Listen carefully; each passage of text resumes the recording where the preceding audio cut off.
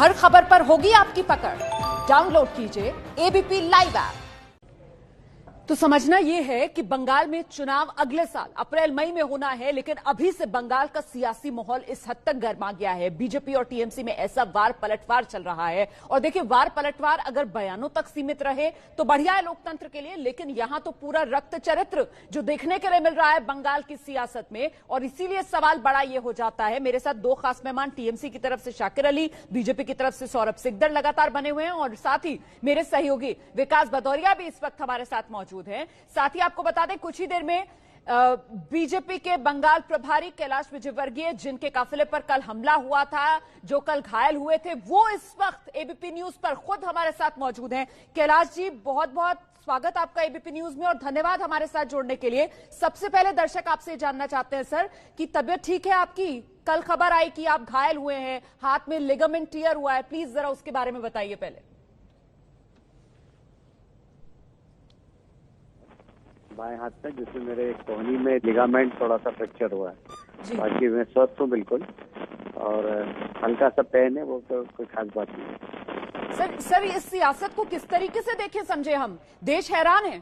ये बंगाल के अंदर जिस तरीके से खूनी सियासत देखने के लिए मिल रही है, मैं तो ये समझना चाहती हूँ इसका हल क्या होगा?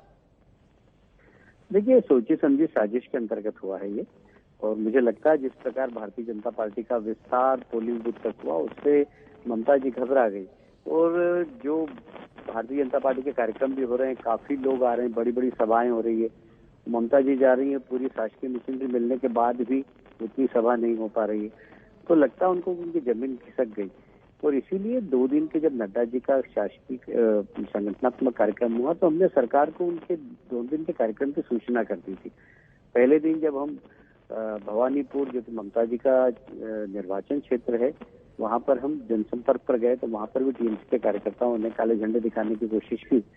और फिर डायमंड हार्बर जब हमको जाना था, वहां पर हमारे कार्यकर्ताओं से चर्चा करना थी। साथ ही मछुआरा समाज है, जो कि तूफान से प्रभावित था, और लगभग प्रधानमंत्री जी ने उस समय दौरे के वक्त 1000 करोड़ रुपए, उसके बाद 1200 करोड़ रुपए, 2200 करोड़ रुपए सरकार भिजवाए, जो तूफान से प्रभावित है, जिनके मकान टूटे, उनको कम से कम 20,000 रुपए मिल जाए, और उन लोगों को नहीं मिले थे, ये हमें शिकायत मिली थी। तो उन मछुआरों का कार्यक्रम भी वहाँ पर था, और इसलिए हम डायमंड हार्बर जा रहे थे। डायमंड हार्बर जो कॉन्स्टिट्यूंसी है, वो ममता जी के भतीजे की है, भाईपो जिनको बोलते हैं, उनकी है वो।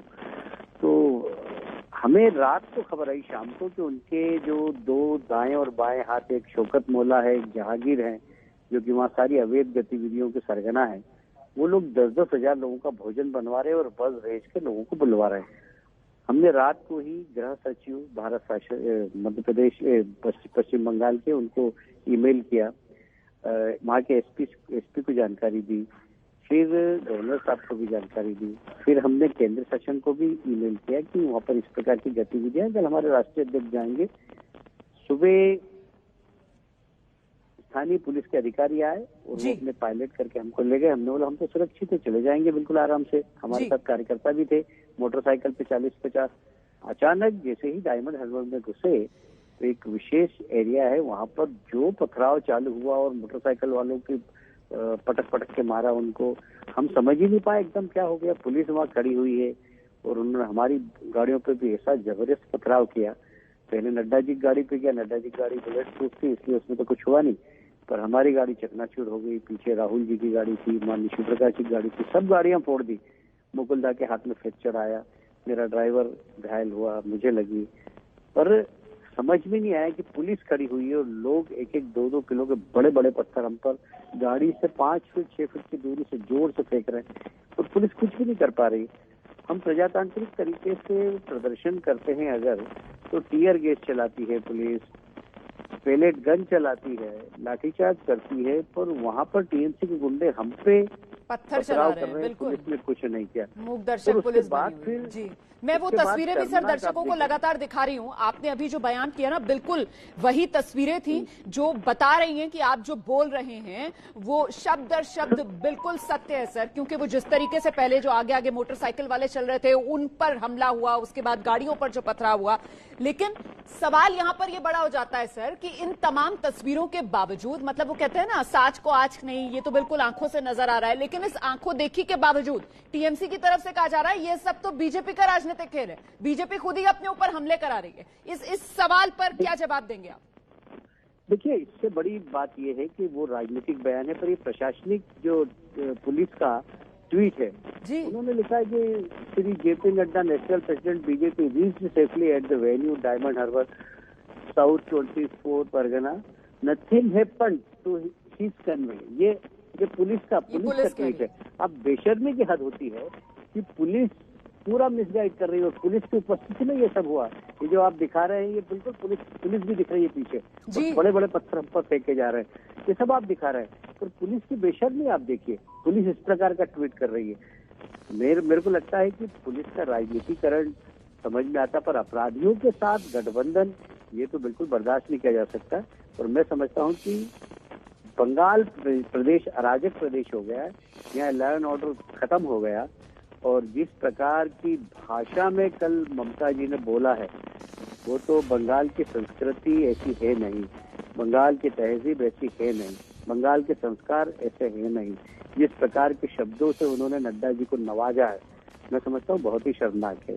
बिल्कुल सर, जिस तरीके के शब्दों का इस्तेमाल जेपी नड्डा के लिए हुआ है और उससे पहले जिस तरीके के शब्दों का इस्तेमाल किया जा रहा है लगातार, दिलीप घोष के लिए गुंडा, आपके लिए चंबल का डाकू, बाहरी, मतलब अब मैं ये समझना चाह रही हूँ सर, और कुल मिलाकर ये जिस तरीके के हालात बन रहे हैं अब, इन हालात में फिर चुनाव बंगाल में फेयर तरीके से हो, ये कैसे मुमकिन हो पाएगा? जबकि हम तस्वीरें देख रहे हैं, आपने खुद ट्वीट दिखाया बंगाल पुलिस का, बंगाल पुलिस बीजेपी लगातार आरोप लगाती रही है कि टीएमसी के कार्यकर्ता की तरह काम कर रही है। तो फिर सर निष्पक्ष चुनाव कैसे मुमकिन होंगे? यही हमने चुनाव आयोग से भी हमने आग्रह किया। पिछले दिनों चुनाव निर्वाचन अधिकारी आए थे यहाँ पर, हमने उनसे बात की। हमने बोला भाई अगर यहाँ पर सबसे बड़ा काम आपके लिए चुनौती है कि निष्पक्ष होकर लोग मतदान निर्भय होकर मतदान कर सकें, ये आपको इंश्योर करना पड़ेगा। इसके लिए सेंट्रल फोर्स आपको लाना पड़ेगा। बल्कि अगर राज्य शासन की मशीनरी का चुनाव में आपने उपयोग किया तो यहाँ निष्पक्ष चुनाव हो ही नहीं सकते। तो मुझे लगता है कि इससे केंद्र सरकार और इलेक्शन कमीशन को बैठकर विचार करना चाहिए और अगर आवश्यक हो तो राष्ट्रपति शासन लागू करें। और यदि चुनाव आयोग के साथ लगता है कि वो पूरी केंद्रीय मशीनरी से चुनाव करा सकते हैं तो ठीक है, तो हम इंतजार कर रहे हैं। हमने अपनी बात केंद्र शासन के पास भी रख दी है और बीजेपी की तरफ से मांग की जाएगी कि बंगाल के अंदर राष्ट्रपति शासन लगे। आप लोग ये मांग करेंगे सर? हाँ, हम तो ये मांग कर चुके हैं। हमने कहा है कि यहाँ पर राष्ट्रपति शासन लगना चाहिए क्योंकि यहाँ पर कानून का राज है नहीं। और गवर्नर साहब ने भी सार्वजनिक रूप से कहा है कि जिस तरीके से पुलिस का वहाँ पर राजनीतिकरण हुआ है ये अक्षम्य अपराध है। तो एक परिस्थितियां तो ऐसी बनती जा रही। मैंने दरअसल ये सवाल आपसे इसलिए पूछा कैलाश जी क्योंकि अभी पिछले दिनों मेरी दिलीप घोष जी से भी बात हो रही थी यही अपने सुबह के शो में, तो उस समय उन्होंने भी कहा था कि बिल्कुल मतलब बिना राष्ट्रपति शासन लगे तो ऐसा उनको भी नहीं नजर आ रहा है कि निष्पक्ष तरीके से चुनाव हो पाएंगे बंगाल में।